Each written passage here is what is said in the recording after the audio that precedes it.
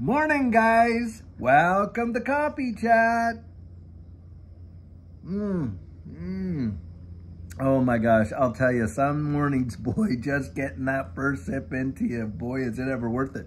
Now, I'm trying, by the way, this is a new coffee blend that Judy had mixed up for me today. It's actually from some of the Purium products that we were talking about last night. And she's put a little cinnamon in it, and boy, is it ever delicious. I'll tell you what, protein base, I guess, something like that. Guys, what are we seeing in this marketplace now is big, big, big. Of course, we're talking about the dock strikes. Now, this is the biggest one they've had in like 50 years. I mean, you think about that, 50 years. That's actually from when I was only about 6 years old, you know, just getting out of kindergarten. You know, that's how long. That's a pretty big length of time. And of course, it's affecting all of the ports all the way down the East Coast. And from what I understand, there's a work to rule kind of thing going on the West Coast, you know, with the truckers all backed up and things like that. Obviously, this is going to affect supply. It's going to affect the supply chain. And what's going to affect then, guys? Obviously, supply, demand, price, right? It is going to affect the price of things. And this is where, for Judy and I, for a long, long time, and I mean a long time, years, we have been that kind of preppers, not the doomsday preppers and stuff like that, but certainly we have actually spent time learning how to prepare for crises and things like that, having a little bit extra this, a little bit extra that, having a little cash in the house, on and on. And that kind of thing, that kind of mentality is absolutely fantastic. Now, from what I understand, the biggest hit's going to be paper products, apparently, because of course, paper products, you know, a lot of them are made overseas, and obviously a lot of our soaps, things like that. But guys, think of the other things, textiles, clothing, on and on. If this strike just leads on for a while now, if it goes on for a good while, it's only just started, but if it does go on for a good while, I think they said for every day that the strike lasts, it's like a 6-day delay in the delivery of goods. Now, it doesn't seem so bad, 6 days, but for every day, it's another 6. So when you get into 7 days, well, you're looking at, what, 42 days of delay and on and on? That is going to impact a lot of folks, and especially as we're getting into the holiday season, right? And here we are going into October, November with Thanksgiving, and of course, December, Christmas, and on and on. And if you're not out there preparing now, guys, you could be a little too late. And that's where I'm out saying, hey, listen, it has always paid to have a little more hanging around, because number one, you're going to consume those products anyway, one way or the other. And in a way, it's a form of savings, isn't it? Because look, if a can of soup or a can of this or a can of that, whatever it is, you know, let's say it costs you 89 cents now. But then, you know, when it's not available and the demand is up, it's 99 cents or $1.09. Well, you just saved, 20 cents a can. If you don't think that adds up, guys, come on.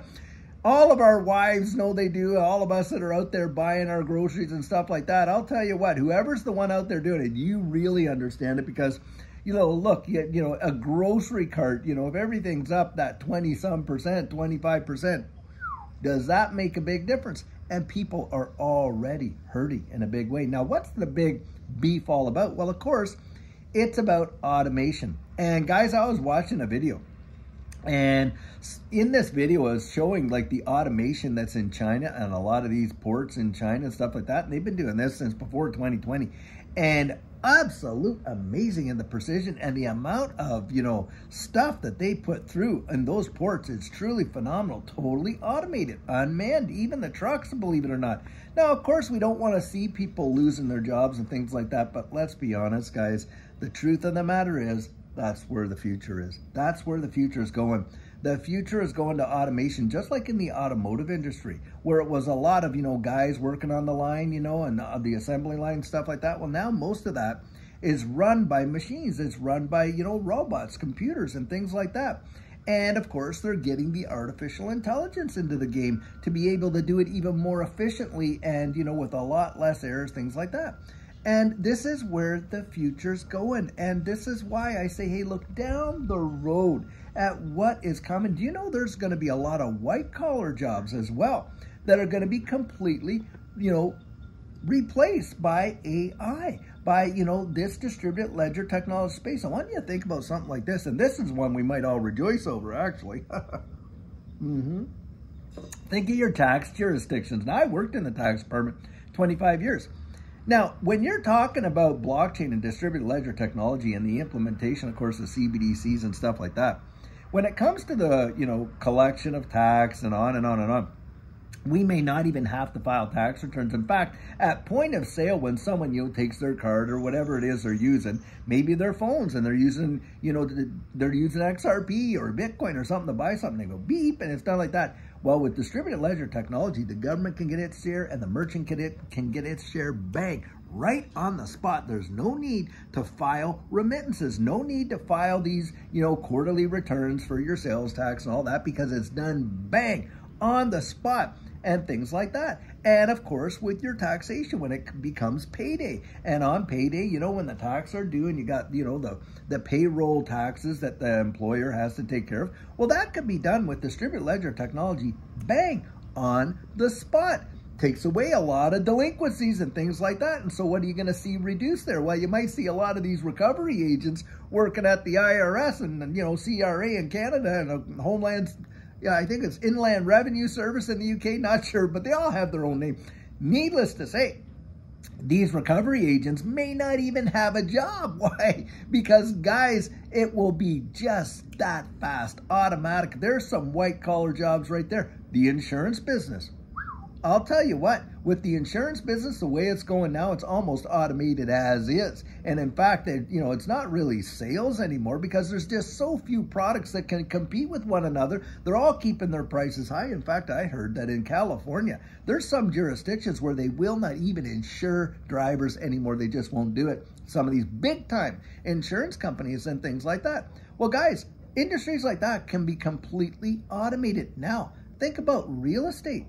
And when it comes to a lot of these title transfer companies and things like that, and you're looking at distributed ledger technology coming into that field, you may not even need, these title insurances and all this, that, and all these title transfer companies, these escrow companies to do it, because blockchain could do it. Now, some of them are going to see that, and they're going to be the first movers. They're going to get out ahead of it, and they're going to start building infrastructure in their organizations to accommodate that and literally have those, digital products to actually throw out there and sell. Some of them are going to just dig their heels in. They're going to get bulldozed over, guys. Going to get bulldozed over. Think of Smith Corona. Now, those that are our age, Smith Corona was a massive, massive company in the typewriter field. And they just dug their heels in when printers were all coming in and all this and that. And what's happened, guys? No more Smith Corona. Look at Blockbuster. Blockbuster was the king of the hill when it came to, videos and rentals and all the things like that, DVDs and VHS and on and on and on. They turned their nose up at Netflix, at the time. And Netflix was, the boxes and all this and that. Turned their nose up on it. Netflix innovated, they changed, they pivoted, they moved with technology. They went into the streaming network field, and boy, did they ever gobble up a market share. And of course, where's Blockbuster now? No more. A behemoth, a giant, literally brought down by its own arrogance and stubbornness of not to innovate. And guys, that's the way I see it. Now, maybe perhaps they will come to an arrangement right now. And for the short term, all these port workers, they'll come to some contract, and for short term, it's going to be okay. But guys, my guess is this: they're going to slowly start integrating all of this technology.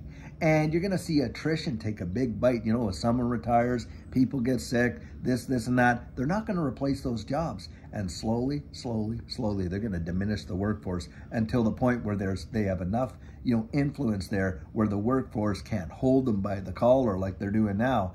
And they're gone. They're gone. That's innovation for you. That is the way the world is going. So why wait till you become a victim of that? Pivot. Get ready for it. Look down the road, plan ahead, invest in what change is coming, because whether we like it or not, it is here. Now, I remember back in the day, all the big pushback about bringing computers into the workplace. I know it sounds stupid to a lot of us today, because it just seems like, oh, how could they even function? They did, guys, they did. We function perpetual inventory. I was working in retail. And perpetual inventory was all done by hand and stuff like that and all this kind of stuff and calculating it all out. Well, when the computers started to come in and take over a lot of that stuff, there was a lot of resistance to it. People don't like change. And so what happened? Well, a lot of people that just would not kind of like learn and, you know, kind of change and innovate with the technology that was coming, well, they just got pushed aside, didn't they? They just got pushed aside. They got put out of those jobs. They got, you know, moved along and stuff like that. And it's unfortunate, but that's how we have to deal with it. People don't like change. But guys, change is upon us, whether we like it or not. And changes in our financial situations and the way in which money moves around the wide world and how this whole, you know, global economy is working. Do you think the powers that be don't know that? They don't see that? They're not participating in that? Well, of course they are. These Fortune 500 companies right now are buying tens of millions of virtual real estate in the metaverse. What do you think they think about what's coming down the road? This is a crisis of the future. This is really what we're talking about. We're talking about Future Shock 101. A lot of people don't want to, you know, hear that. But I remember that was a big time topic for those of us that are old enough. Do you remember when all that Future Shock was out there and stuff like that?